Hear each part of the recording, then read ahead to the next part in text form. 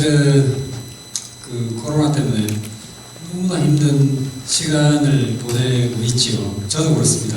뭐 대한민국 모든 사람이 다 그런데 오늘 특별히 제주도에서 희망을 가지고 포항으로 와주신 서명수 선생님 너무 반갑고요. 최근에 제가 책을 하나 냈는데 코로나에 대한 사회 전체적인 어떤 마음의 각오라고 할까, 마음의 대비라고 할까, 그런 것들, 그다음에 이제 정책적인 그런 얘기를 적어놨습니다. 지금은 사회적 방역에다가 심리적 방역이 필요할 때로 접어들고 있습니다. 제주도가 우리 심리 방역의 시발점이고, 뭔가 아주 신선한 공기를 발휘해내는 곳이라고 저는 생각하고, 오늘 말씀에 여러분이 심리적 방역에 정말 좋은 치유자가 될 수 있기를 기대합니다. 어려운 와중에서도 이렇게 와주셔서 대단히 감사합니다.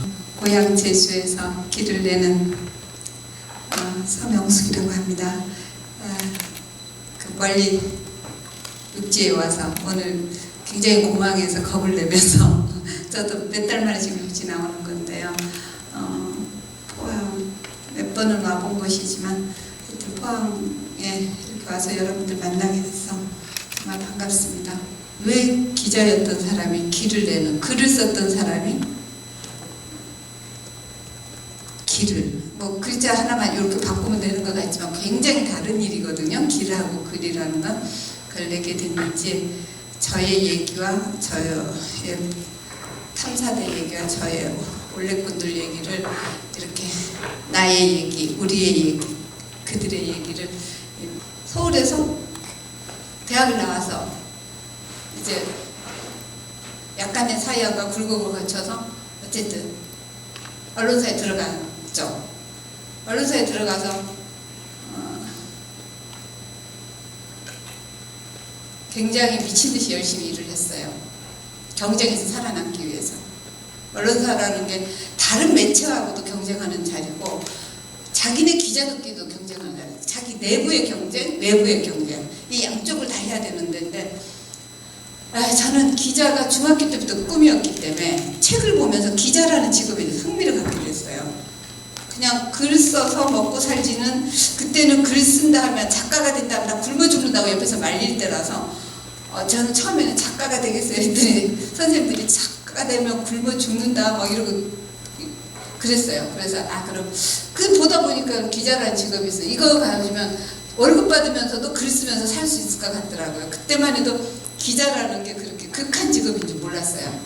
극한 직업이라는 영화가 있었는데 그거 보면 경찰이 수행하는 역할하고 기자하고 되게 비슷한 데가 많아요. 첫째, 나쁜 놈들을 많이 상대해야 되고, 뭐 꽈치기를 많이 해야 되고, 그 중요한 취재원들을 어떻게 잡아내려고, 또 밤낮이 없고 휴일이 따로 없고 그러는 직업인데 그걸 몰랐던 거죠. 그냥 사회 정의를 위한 그 뭔가 목탁이 되는 그런 사회의 목탁, 사회 정의를 구현할 수 있고, 그러면서 중요한 오피니언 리더를 만나서 글도 쓰고 내 글로 사회를 바꾸는 영향력을, 선한 영향력을 행사할 수 있다는 엄청 그 추상적이고도 낭만적인 생각을 갖고 기자 사회에 진입을 했는데, 실제 일을 수행하는 과정에서는 엄청난 이제 많은 다른 어떤 부분들을 만나게 되는 거죠.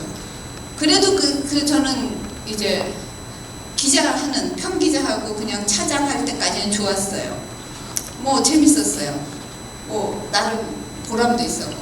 그런데 이제 편집장 하면서부터 조금씩 지친 게 다가오기 시작하더니, 편집장을 뭐 여자로서는 처음, 뭐 한국에서는 시사지에서는 뭐 처음 편집장이 됐고, 그는 뭐 워낙 미친 듯이 열심히 일한 결과 남자들보다 더 늦게, 더 많이, 더 오래 뭐 일하니까 뭐 앉을 수가 없는 상황이 돼서 운도 좀 따랐고, 그래서 어쨌든 편집장이 됐는데, 저는 편집장이 되면 좀 편해질 줄 알았더니 훨씬 더 많은 부담과 훨씬 더 많은 스트레스가 오더라고요. 그러고서는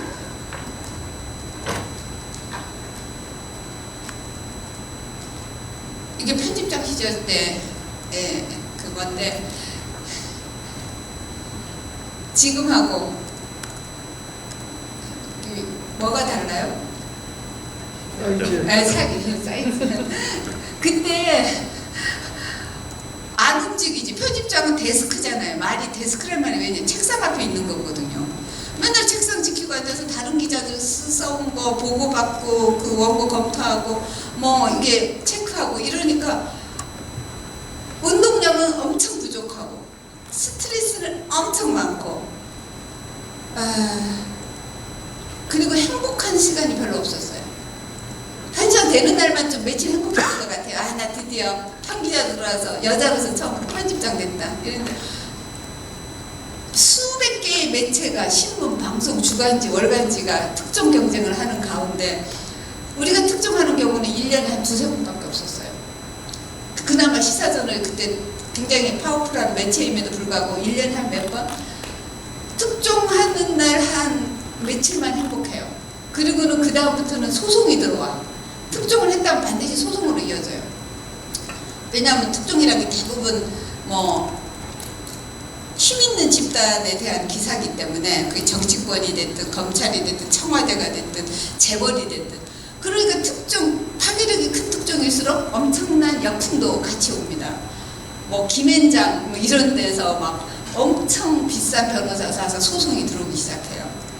그러면 그 소송을 감당하는 일이 기사 취재하는 것보다 더 한 품이 들어가는 일이 시작되고 심리적으로도 엄청 힘이 드는데 특종을 또 못하면 너무 언론으로서 자괴감 그리고 특종을 놓쳤다는 것에 대한 열패감, 속상함 이런 하면 한 대로 괴로움이 오고 안 하면 안 한 대로 괴로움이 와요. 어느 쪽 괴로움을 어느 쪽 괴로움이냐의 문제지 괴로운 건 마찬가지예요. 다 우물물을 있는 대로 다 퍼쓴 것 같은 거예요. 이렇게 긁으면 득득 소리가 날 것 같더라고요. 이 정신적 우물, 육체적 우물, 그렇게 풍성했던, 그렇게 풍요로웠던 우물을 하도 퍼서 쓰기만 하니까. 그래서 내가 득득 바닥에 긁히는 기분이 들었어요. 우물물로 치자면. 그래서 병원을 가서 검사를 받았어요. 머리부터 발끝까지. 일주일 뒤에 결과를 보러 갈 때 저는 입원할 모든 준비, 만반의 준비를 다 하고 갔어요. 분명히 무슨 병명은 모르지만 그리고 어떤 처방을 하게 될지 수술을 하게 될지 그냥 입원 가려만 할지 모르지만 입원은 기본일 거다 생각하고 옷도 좀 챙기고 이렇게 해서 딱 갔는데 의사가 딱 차트를 보더니 이렇게 보더니 뭐 나이치고는 건강하시네요. 내가 그때 제 반응이 뭐였냐면 어머 그럴 리가 있나요? 어머 그래요?가 아니라 어머 그럴 리가 있나요? 그러지는 않겠죠. 내가 이렇게 지금 아픈데요? 아무것도 없다니 선생님 뭐 잘못 보신 거 아니에요? 검사를 좀 잘못하신 거 아닐까요? 그래서 의사가 이렇게 아무 건강하다는데 이렇게 황당해하고 이렇게 황망해하는 사람 처음 본다는 거예요. 암 선고받은 사람보다도 더 하대요. 나보고 표정이 그럴 리가 있나 이랬거든요. 그 의사가 그런 기초 체력이 있어서 그런 거지 이런 사람이 어느 순간에 이렇게 쾅 이러면 큰일 날 수가 있으니까 지금부터 예방을 좀 하라고 예방적 처방을 내려주겠다고 그래요. 아직 병이 안 났으니까 약 주사 이런 거는 수술은 못하니까 의사라고 뭐 안 나온 걸 할 수는 없으니까 그 대신 3가지 처방을 내려주겠다. 그래서 그 3가지가 뭐냐 그랬더니 첫째 스트레스를 받지 마십시오. 이럴 때 빵 좀 웃어줘야 되는데 말이 안 돼. 어떻게 언론사 국장이 스트레스를 안 받겠어요. 최전선에서 전쟁을 수행하는데 언론 전쟁이라는 말이 있는데 그 다음 2번째 그때만 해도 회사 그만둘 생각은 1도 없었거든요. 2번째 과로를 하지 마십시오. 학장님 웃으셨어요. 과로 어떻게 안 해요? 학장님 과로 안 할 수 있겠어요? 평교수보다 더 해야 돼요. 높을수록 더 과로는 되기 마련이에요. 그래서 과로 있지. 그 다음 세 번째. 그래서 첫 번째, 두 번째 얘기할 때 속으로 좀 비웃었어요. 아유, 정말 공자님 말씀하고 앉았네. 누가 무슨 가로 하고 싶어 해? 경쟁하고 싶어 해? 스트레스 받고 싶어 받고 가다 존재 자체가 그렇게 지금 돼가고 있는데 그랬는데 역할이 그런 건데 그 양반이 마지막에 딱 하는 얘기가 유산소 운동을 뭐 하나 본인한테 맞는 거를 택해서 무조건 일주일에 4-5번을 하세요. 아예 하루 일주일에 한 번 주말 이런 거 안 됩니다. 최소한 4-5번은 해야 됩니다. 일주일 내내 하면 좋고.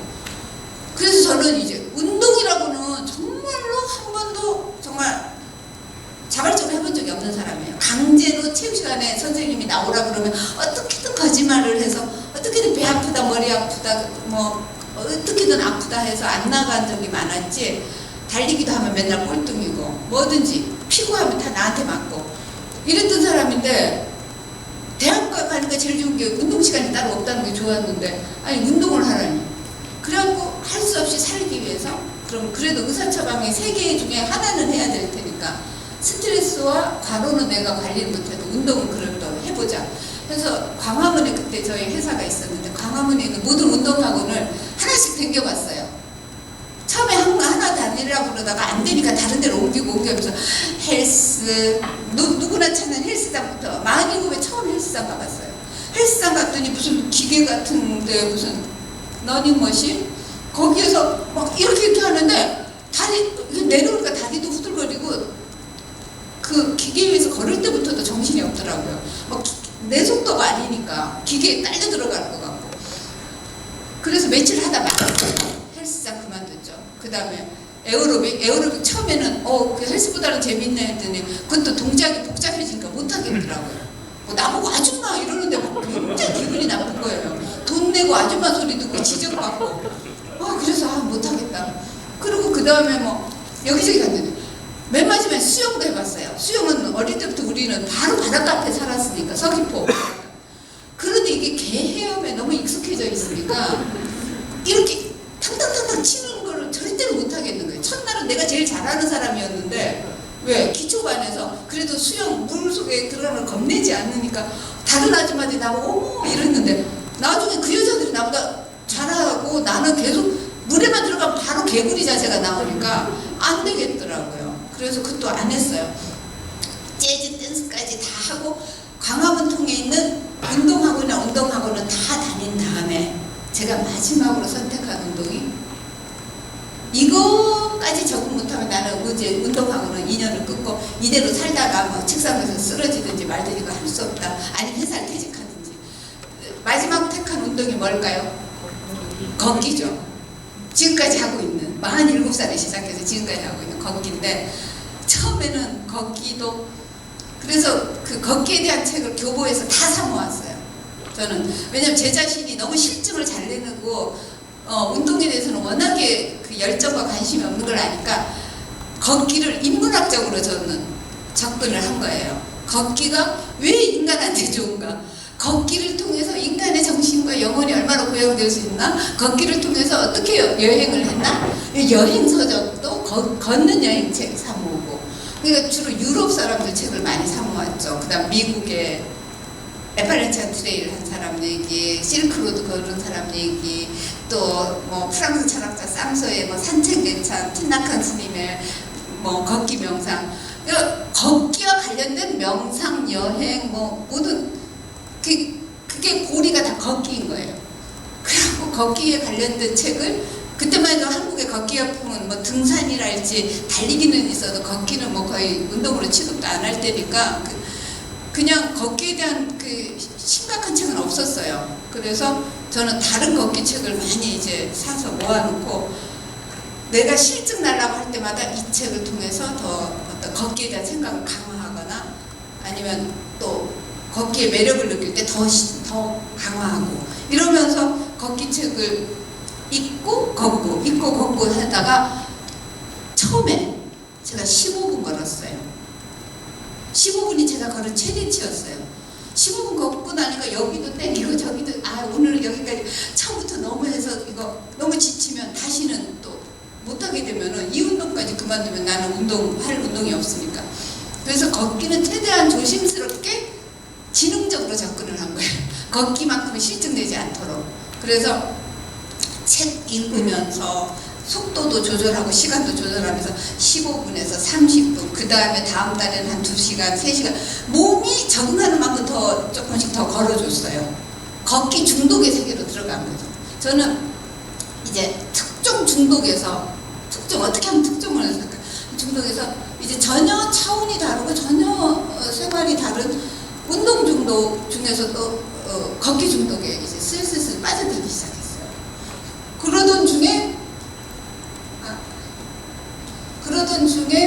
이 산티아고에 대한 책을 어느 날 이제 읽게 된 거예요. 아까도 계속 저는 책을 사 모으면서 책을 읽으면서 저 걷기의 세계를 다시 깊이 있게 들어가고 다시 들여다보고 객관화하고 또 더 심화시키는 그런 노력을 했는데 그 중에 하나가 산티아고에 대한 책이 딱 제 손에 딱 들어왔는데 그때는 한국의 산티아고가 거의 안 알려져 있었어요. 까미노 데 산티아고 가는 길에 대한 책. 브라질 어떤 교포 여성이 자기네 여고 동창생들 보라고 브라질이 카톨릭 국가다 보니까 거기서 이제 산티아고 순례를 혼자 떠났던 건데 거기에서 너무 감명받아서 자기가 본인이 일기처럼 써놓은 거를 이제 친구들한테 보내다가 그 친구들이 엮어서 이게 하라니까 책을 만들었어요. 비매품이었던 거죠. 그게 어떻게 제 손에 들어왔던 거예요, 우연히. 그 책을 딱 보는 순간 제주도 가는 고향에 놀러 가는 비행기에서 그때 서울 살 때니까 딱 그 책을 딱 덮는 순간 저는 산티아고가 제 마음에 들어왔어요.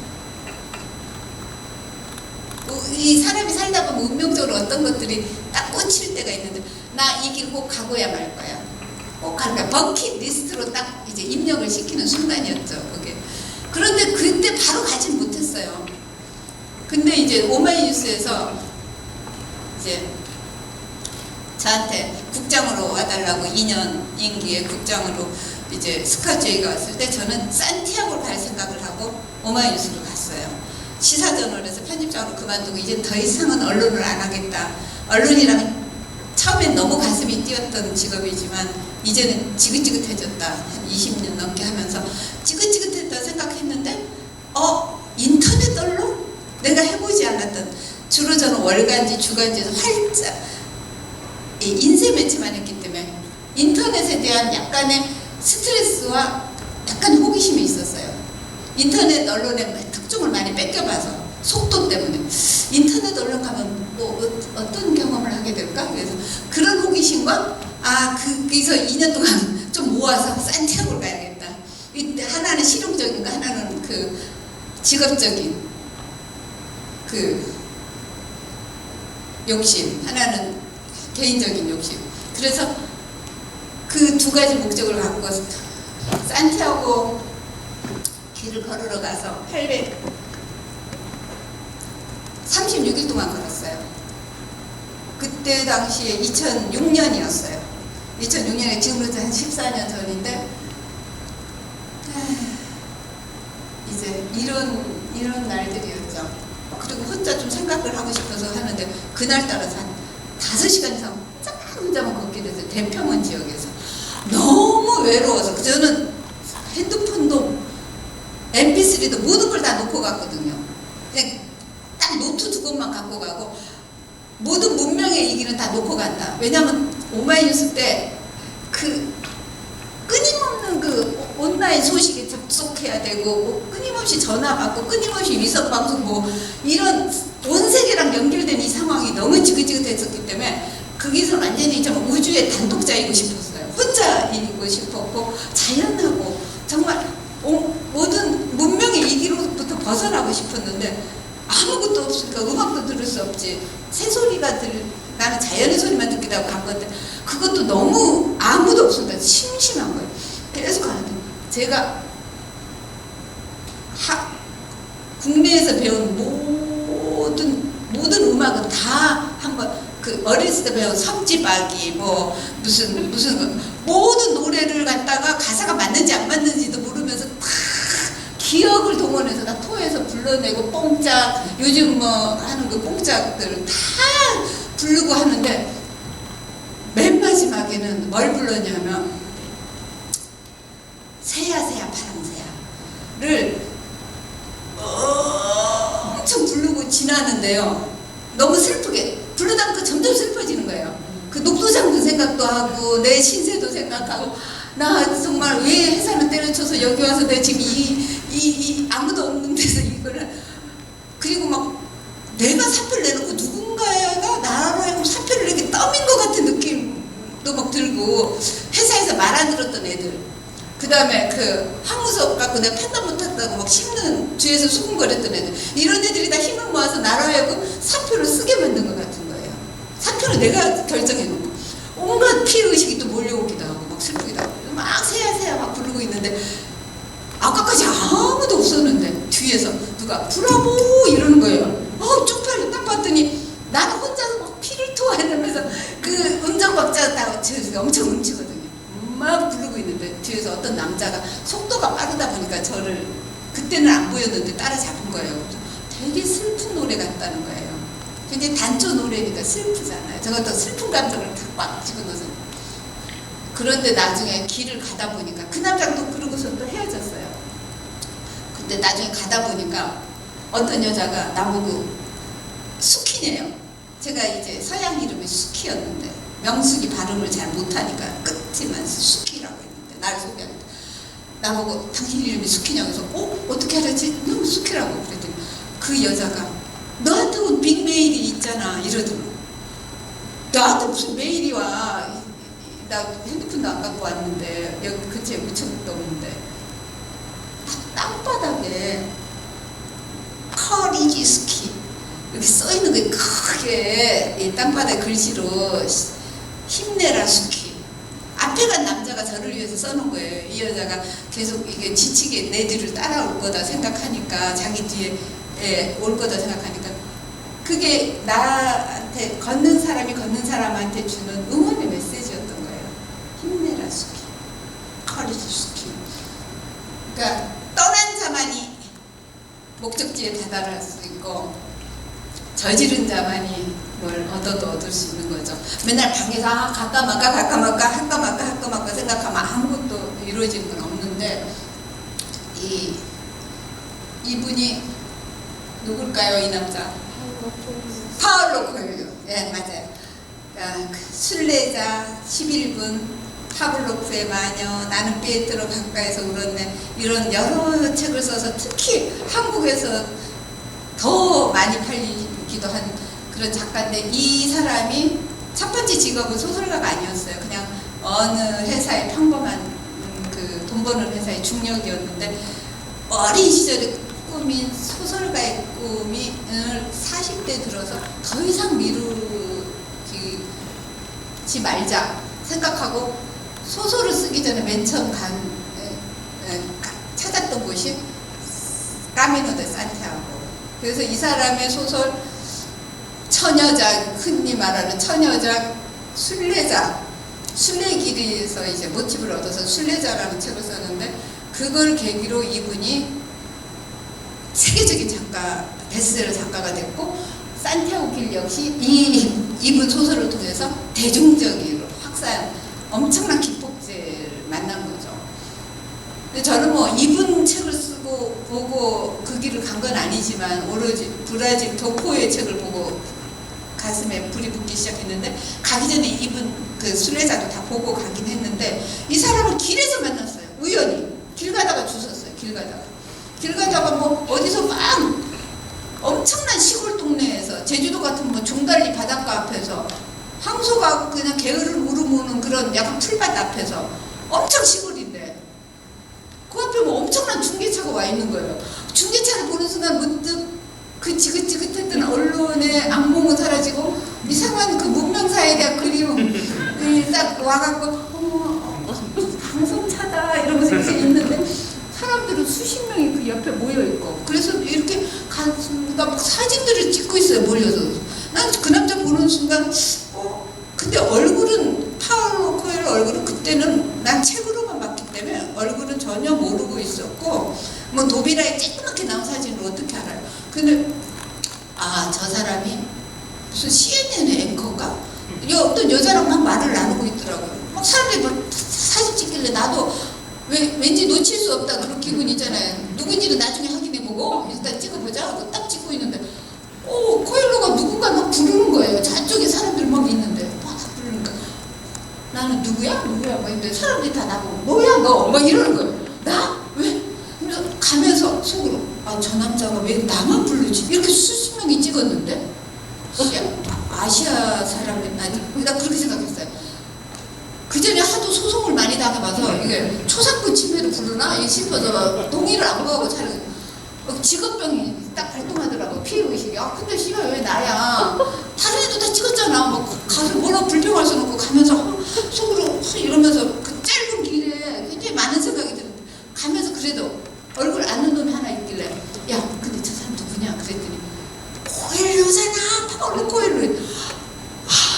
그래서 이제 딱 갔어요. 딱 가서 그랬더니 나 어디서 왔냐 뭐 어떻게 주냐 서로 얘기를 한 거예요. 그 저의 버벅거리는 영화가 온 세계에 타전되는 나중에 BBC 다큐로 나오는데 나중에 알고 보니까 이들이 BBC 다큐를 파울로 코엘로의 나와 산티아고라는 다큐를 찍기 위해서 온 거예요. 하도 그 산티아고가 뜨니까 또 코엘로 점점 뜨니까 그래갖고 왔는데 그 코엘로가 가장 인상적이었던 마을 중에 하나에 와서 촬영 중에 우리가 바로 그 시간이 지나간 거예요. 그런데 그 중에서 아시아 여자는 나밖에 없는 거예요. 저 복장이 독특한 아시아 여자.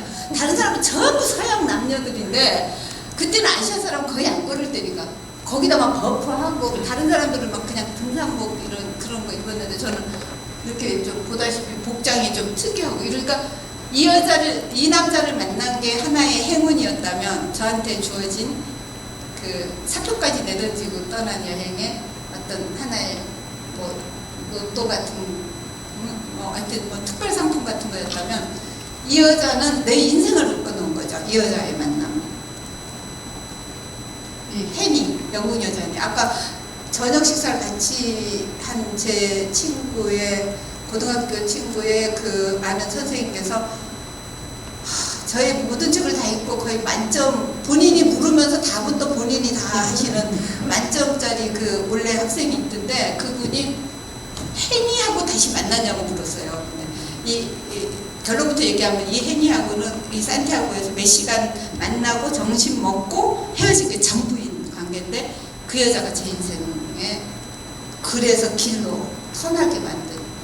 난 사실 이 여자 아니었으면 마지막 불쏘시개였던 거예요. 장작은 이미 차곡차곡 쟁여져 있는데 그 마지막 불쏘시개를 그 장작불에 불을 붙이느냐 아니냐에 따라서는 또 저는 또 다른 길을 갔을지도 모르는데 저는 길을 낼 생각은 없었어요. 길을 걸을 생각이었고 여행을 많이 다닐 생각이었어요. 저는 계속 그 기자 생활을 25년 동안 계속 서울에만 갇혀 살다시피 하고 출장도 정치 보니까 외국도 별로 나갈 일 없이 그냥 국내에서만 지지고 볶고 이게 살았는데 얼마나 밖에 많이 나가고 싶겠어요.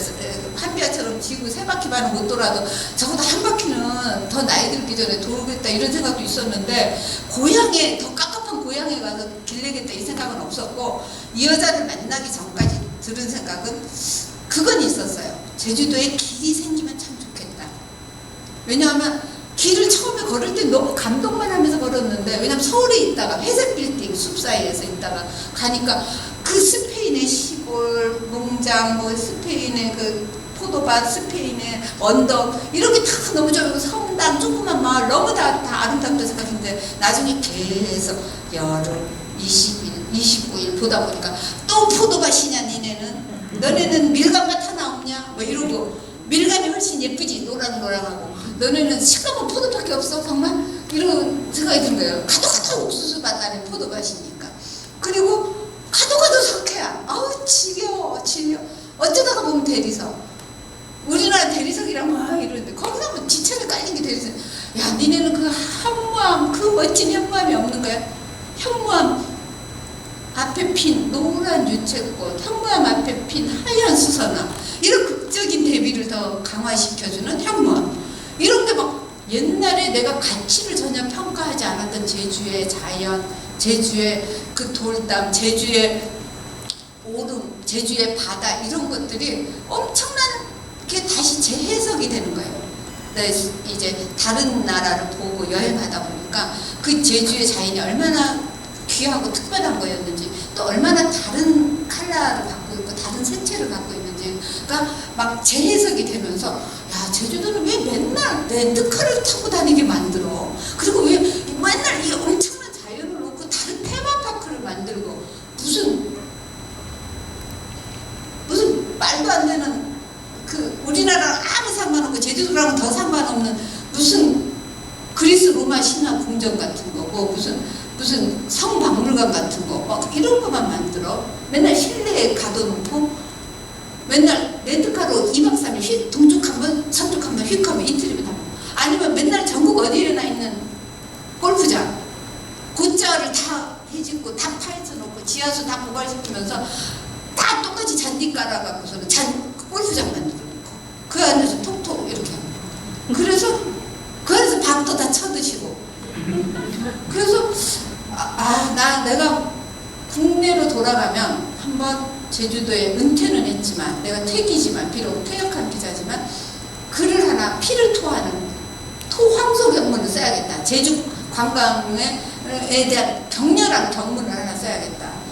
제주의 가치를, 자연의 가치를, 문화의 가치를 제대로 슬로우하게 제대로 스테이 시키면서 사람들한테 체험하게 하고, 제주의 속살을 제대로 보여주고, 제주의 진면목을 보여주려면 느리게, 되도록 느리게 움직이게 하고, 그걸 길로 표현을 해줘라, 길로 이어줘라, 이런 거를 할 생각이었지 제가 직접 할 생각은 아니었어요. 기자는 누구 시키고 비판하고 비평하는 걸로 평생 일관하는 사람이지, 자기가 직접은 절대 안 해. 기자라는 건 훈수두는 비평하는 사람이 기본 역할이기 때문에. 그래서 저는 제주 관광, 제주도청, 제주도 그 환경단체를 나는 제주도 가서 다시 살 거 아니니까 막 고향이 제주도인 사람에서 피를 토하는 조언만 좀 해보겠다, 이렇게 생각을 한 거예요. 근데 이 여자가 네가 가라, 하와이가 아니라 네가 내라, 이렇게 저한테 한 거죠. 이 여자가 길에서 만난 길동무 때문에 제 인생이 이렇게 되는, 그때까지 내 생각은 차곡차곡 쌓이고 있었으나 그거를 직접 하는 걸로 터닝 시킨 거는 어떤 한 사람이었어요. 그래서 여러분들도 인생에서 어떤 사람을 만나느냐, 그게 부모가 됐든 남편이 됐든 애인이 됐든 동료가 됐든 책에서 만난 어떤 작가가 됐든 어떤 자기 생각하고 걔를 같이 가면서 결정적인 함을 이렇게 끌어줄 수 있는 사람 만나는 어떤 계기는 결국은 독서와 여행이 저는 보장한다고 봅니다. 매일 가까이 옆에 있는 사람은 사실은 결정적인 전환의 모멘텀을 만들어주기 쉽지 않아요. 왜냐하면 경험이라는 게 비슷비슷해버리고 그러다 보니까. 그러다가 저한테 물어요. 이 여행이 다 끝나고 고국으로 돌아가면 뭘 할 거니? 니네 나라로 돌아가. 근데 나 뭘 할 거 아직 안 정했어. 그동안에 먼지 털이는 다 했는데, 내 정신적인 대청소는 좀 한 것 같은데, 아직 새로운 활동을 못 찾고 다시 어떤 나라 여행 갈까? 또 안나푸르나를 가볼까? 뭐 히말라야 트레킹을 갈까? 이렇게 생각하고, 남미를 갈까? 뭐 이런 생각하고, 또 책 그러려면 돈을 벌어야 되는데 여행책을 쓸까? 뭐 이런 생각까지 뿌옇게 하고 있었는데, 이 여자가 나는 영국에서 런던에서 한 2시간 걸리는 데 있대요, 자기 고향. 나는 나의 길을 만들 거야. 해니의 길을 만들 거야. 너는 숙회의 길을 만들어. 그러면서 서로 왔다 갔다 하자. 이러는 거예요. 그래서 내가 속으로 나는 길을 만들려고 지방단체, 자치단체, 환경단체 이런 데 훈계할 생각을 했는데 얘는 지가 만들 생각을 하네. 오, 그렇게 생각하고 건목해 인생이니까 이렇게 생각했어요. 근데 걔가 나보고도 막 만들자는 거예요. 그래서 내가 대답을 안 했죠. 아무리 안 만날 사이라도 뻥치는 건 싫으니까. 그래서 그랬더니 훌륭한 생각인데 글쎄 뭐 이랬더니 얘가 아니 너네 나라야말로 걔가 이제 그런 거거든요. 해피 하스피털이, 제너럴 하스피털이 왜 여기에만 있어야 되냐. 모든 나라, 모든 지역, 모든 데 사람들은 다 몸과 마음이 다 아픈데, 다 힘든데, 우리도 그러니까 여기 왔는데 우리처럼 못 올 사람들이 많잖냐. 우리처럼 돈, 시간, 열정 이런 게 안 받쳐줘서 못 오는 사람도 치료를 받을 수 있어야 되는데, 그러려면 각 지역마다 길이 있어야 된다. 모든 커뮤니티에 자연을 통한 길이 있어야 된다. 힐링 로드가 있어야 된다는 거예요. 그래서 난 그 말 맞는 말이다. 그래서 나도 한국에 가면 글을 쓸 생각이다. 그런 걸 만들라고. 우리가 하자는 거예요. 우리가 지금 해본 사람이, 이런 절실한 걸 겪어본 사람. 그러면서 너네 나라야말로 그런 길이 어전트하게 필요한 나라 아닙니까? 그런 거. 어전트라는 표현을 써요. 얘가 왜 나한테 이렇게 강요하는 거야 싶기도 하고, 왜 우리나라가 어전트라는 표현을 쓰지 싶은 거예요. 무슨 근거를 갖고 얘가 무슨 판단 근거를 갖고 이렇게 얘기하나 싶어서 그때까지 막 우정이 막 도탁해 쌓이고 막 글로벌 우정을 쌓고 있는 중인데 갑자기 국제 대항전, 나라별 대항전이 됐어. 갑자기 너 무슨 레퍼런스로 그런 얘기를 하는 거야? 어떤 친구한테 이상한 얘기 들어서 어떤 이상한 우리나라에 대한 책을 본 거야. 왜냐면 걔가 그때까지 한 번도 한국에 대해서 그냥 한국에서 왔다 영국에서 왔다 하고 서로의 얘기만 하고 있었기 때문에. 근데 얘가 딱 그래서야 나 실은 내가 이제서야 얘기하는데 미안하지만 내가 솔직하게 얘기할게. 그러면서 내가 너네 나라 2번이나 갔는데 국제회의를 하러 갔었대요. 얘가 NGO 단체 오래 근무했더라고. 국제회의하러 2번 와서 15일씩 2번을 있었는데 난 너네 나라가 미친 나라 같더라.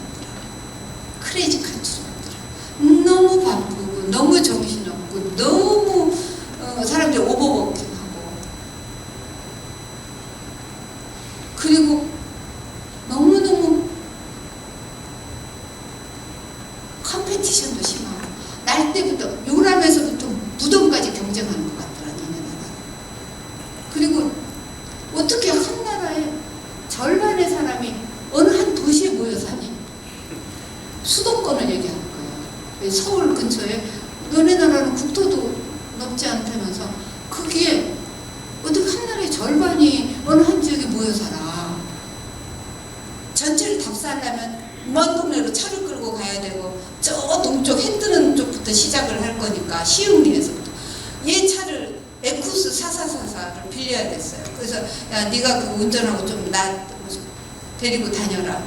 그랬더니 제가 제주도 전체를 잇는 걷는 길을 내겠다 했더니 걔가 딱 듣고 사는 말이 누나 너무 멋지고 너무 훌륭한 생각이에요.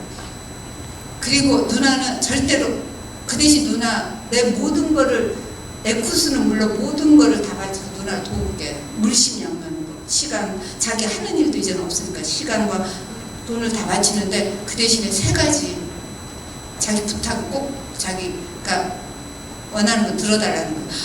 그거 하나 해주면서 3가지나 부탁하네. 그래서 3가지가 뭔데 했더니 첫째 정치하지 마. 둘째 누나가 절대 기업 활동하지 마. 돈 버는 활동하지 마. 3번째 경조사 다니지 마. 그렇게 3가지 들어주면은 자기가 뭔 힘을 다해서 해주겠다는 거예요. 경조사에 시간 쓸 일 제주도 와서 한번 경조사 다니기 시작하면 누나는 경조사 다니다 시간 다 보낸다는 거예요. 이 혈연 공동체 사회니까 그냥 딱 안만 깔고 그냥 길 하나 내는 거에만 집중한다면 이건 설문대 할망이 제주도 만든 일의 최대의 프로젝트이기 때문에 내가 할 거야. 설문대 할망이라고 제주도를 만든 거는 여신이 만들었다는 게 제주도에 내려오는 전설이거든요. 아들 500명을 둔 엄청난 둥치 큰 할머니가 한라산에 머리 베고 누우면 범섬 앞바다에 다리가 갔다는 그 빨래판을 성산 일출봉이 할머니가 쓰던 빨래판이었다는 온갖 때마다 그 할머니의 족적과 그 자취와 발자취와 전설이 없는 데가 없어요. 제주 360개 오르면 할머니가 흑장난해서 만든 거고 심심해서 막 이런 식이에요. 그 이래로 가장 큰 일이라는 거예요. 그래서 저는 야 그렇게 이상하게 너무 크게 의미 부여하지 마 했는데 나중에 시간이 지나면서 점점 그 비슷한 일이 돼가고 됐는데 근력이 한번 생기니까 여러분들이 근력이라는 거는 공부를 자꾸 하다 보면 머리가 아주 나쁜 사람도 공부를 조금씩이라도 잘하게 되는 것처럼 타고난 근력은 있겠지만은 타고난 지능은 있겠지만 노력하는 사람을 당할 수 없고 즐기는 사람을 당할 수는 없어요. 자꾸 하다 보니까 근력이 생겨서 저는 한라산 6월달에 다 정복하고 난 뒤에는 4번을 정복이라기보다는 갔다 온 뒤로 열흘 전부터 새로운 취미를 갖게 된 게 달리기를 시작했어요. 죽어도 빨리는 안 뛰겠다는 사람이 달리기를 여름부터 시작해서 처음에는 25분 달렸는데 오늘 아침에 여기 서귀포 공항 오기 전에도 아침에 1시간 10분 달리고 왔어요. 1시간 10분. 근데 서귀포가 언덕 도시거든요. 바닷가를 해서 이렇게 해서 우리 센터 있는 데까지 이렇게 해서 뭐 달리면서 보는 시선은 또 천천히 걸으면서 보는 시선하고 또 다른 또 아름다움이 있어요. 이게 속도가 주는 아름다움, 또 느림이 주는 또 미학, 이거 두 가지가 다 있는 거죠. 그래서 뛰다가 걷다가 이러면서 뭐 하는데 저는 마지막으로 던지고 싶은 메시지는 아까 송옥근 학장님도 얘기하셨지만 저는 그렇게 생각해요. 제가 정치인한테 들은 얘기 중에 가장 감명 깊고 지금까지도 인상적인 얘기는 김대중 전 대통령이 제가 정치부 기자 시절에 인터뷰를 할 때 한 얘기가 있어요. 행운의 여신은 절대로 아름다운 얼굴하고 나타나는 법이 없더라. 이상하게도 행운의 여신은 인생에서 엄청난 기회와 엄청난 행운의 여신은 엄청나게 끔찍한 얼굴을 하고 엄청나게 마주보기도 처음에는 마주 직면하기도 힘들 정도의 엄청 끔찍한 얼굴을 하고 나타나는 경우가 자기 인생에서 많았다는 거예요. 그분도 뭐 사형수도 했고 어디 혈메탄에 그 바다에서 납치도 당해봤잖아요. 그게 다 나중에 반전에 어떤 뭐가 되고 성찰의 기회가 되기도 하고 엄청난 또 뭐가 되기도 했던 건데 난 그때만 해도 뭐 저 양반 그랬나 보지, 저 양반 워낙 극적으로 살았기 때문에 그랬는데 쟤도 저 같은 사람도 인생에서 살아보면 제 동생이 오래 떠나지 않았더라면 코로나가 제 발길을 안 막았더라면 저는 제주도의 절반밖에 모른 채로 다 한다고 생각하면서 살았을 거예요. 제주도의 나머지 절반, 산과 동굴과 계곡이 주는 그 나머지 절반은 좀 밖으로만 섬으로 바닷가로만 길을 냈으니까. 근데 나머지 절반을 알게 해준 거는 동생이 저한테 주고간 선물이자 코로나가 주고간 선물이죠. 코로나라는 이 끔찍한 얼굴이 준 선물인데 여러분도 여러분 인생에서 이렇게 언택트 사회에서 당해도 많은 시간을 보내야 되고 친구도 만날 수 없고 이런 시간에서 완전히 자연에서 무엇을 찾든지 아니면 본인의 정신세계에서 무엇을 찾든지 코로나가 주는 여러분한테 끔찍한 얼굴을 하고 주는 행운을 여러분들이 찾으시길 바랍니다. 제주도 올레길이 만들어진 다음에 이 길을 벤치마킹한 수많은 지자체의 길들이 있었잖아요. 올레길도 있고 둘레길도 있고 이런데요. 그런데 이제 이 질문을 하신 노엘리라는 닉네임인데요.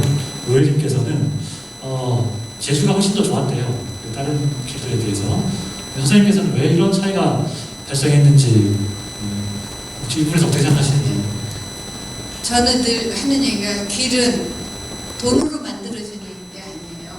여러 가지 정부 이게 지금 지자체에서 만드는 길들은 이제까지 정부가 해왔던 관성대로 표지관이만 하는 거라고 저는 생각을 하는데 물론 자연이 기본이 되긴 합니다만은 토목공사 접근하듯이 길을 만들면은 그 길에다 시설물을 해놓고 길을 찾는 시간과 정성을 들여야 되는데 시간과 정성을 들여야 되는데 단기간에 토목사업 하듯이 지도 놓고 여기에서 여기 이런 식으로 접근해서는 아름답고 사람을 감동시키고 자연스러운 길을 낼 수가 없고요. 제가 어디 가서 이렇게 봤더니 지도 놓고 저한테 막 보여주는 거예요. 저희들은 순전히 다 발로 찾고 몸으로 찾고 마음으로 찾고 마을 주민들하고 얘기하면서 찾고 그렇게 찾았지 지도와 지도 사이를 잇는 게 길은 아니거든요. 옛날 사람들이 걸었던 길.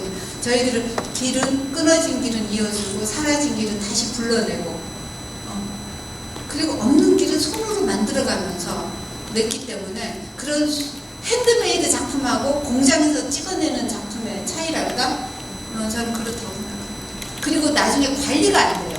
처음 낼 때만 예산 투입할 때만 그 당해년도만 막 하고 나중에 가본 사람들이 표식이 관리가 안 돼서 다른 육지 길들 정말 애먹었다 이런 얘기 많이 하는데 저희 길들은 자원봉사자가 훨씬 더 긴 길인데도 425km인데도 끊임없이 거의 관리를 할 수 있는 거는 그 길의 올레지기라고 본인의 시간과 정성을 들여가면서 본인이 길에서 받은 기쁨, 그다음 본인이 치유된 그 고마움을 길에 다시 갖고 있는 자원봉사자들이 많기 때문에. 키포를 하시나 보면 많이 나오지는 않는데 아버지 얘기 가끔씩 나오더라고요. 아, 네. 저는 아버지 얘기 중에 가장 인상적이었던 부분이 뭐였냐면 네. 통일이 되면 네. 지프를 네. 몰고 가족들과 함께 고향이 부산으로 가겠다라는 내용이 아주 인상적이었는데요. 혹시 아버지에 대해서 지금 생각하시는 것들을 좀 말씀해 주시면 좋을 것 같습니다. 아, 네, 아까 앞에 그 얘기를 사실 어쩌다 보니까 못 드렸는데 저는 어머니 고향이 여기 서귀포지만은 아버지 고향은 여기 함경북도 무산이세요. 그러니까 어떻게 보면 땅끝과 땅끝 사람이 만난 거예요. 그 한반도의 제일 북조선의 끝, 그 다음에 남한의 끝. 이 도저히 절대로 6.25가 아니면 만날 수 없었던 사람들. 저희 아버지는 바로 두만강변, 백두산 자락, 두만강. 초등학교 때부터 국경을 넘었었대요. 그냥 썰매 타면 국경이었대요. 조금 강폭이 좁으니까. 나 아버지 말이 뻥인 줄 알았더니 3년 전에 중국 쪽에서 북한 두만강 쪽 보니까 굉장히 강폭이 좁더라고요. 충분히 초등학생도 다녀올 수 있겠다 싶었는데 아버지는 6.25 때 인민군으로 내려오셨어요. 그때 뭐 공산주의자로서가 아니라 북한에서 있는 북한의 젊은 남자는 다 인민군으로 차출되는, 우리나라 남자는 국군으로 차출되는 거. 그래서 인민군에서 가족들이 보고 싶어서 일찍 탈영을 했다가 다시 잡혀서 또 군인을 하다가 마지막에는 또 국군한테 잡혀서 포로수용소에 거제도에 있다가 나와서 부산에 취직하러 온 우리 엄마를 만나서 제주도에 다시 가서 산 건데, 아버지는 평생 실향민이자 경계인으로 사셨어요. 제주도에 살면서도 단 한마디도 제주도 말 써본 적이 없어요. 맨날 그냥 내래 뭐 횟집이 막 이래서 무슨 공산당 그 영화에 나오는, 반공 영화에 나오는 한경도 사투리를 구사했는데 늘 냉면을 하루에 2끼도 먹고 그러셨는데, 아버지의 꿈은 상당히 찌푸를 모은 게 첫 직업이었는데 남한에서 아이들을 찌푸차에 태우고 고향까지 달려가는 게 꿈이었어요. 그래서 달려가서 고향에 가는 거. 그래서 맨날 현금만 모으셨어요.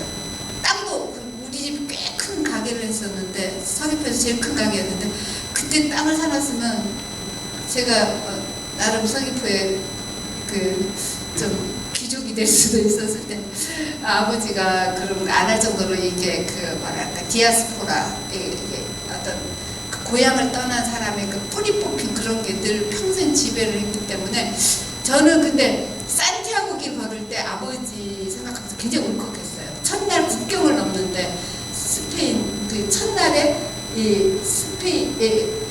프랑스 쌍쌍에서 시작하는 게 26km를 가면은 이제부터 스페인입니다 딱 나오는데, 걸어서, 저는 서귀포하고 제주시도 그때는 안 넘어본 사람이 걸어서 한 나라의 국경과 국경 사이를 넘으면서 국경 도시에 살던 아버지, 그리고 나는 우리 아버지의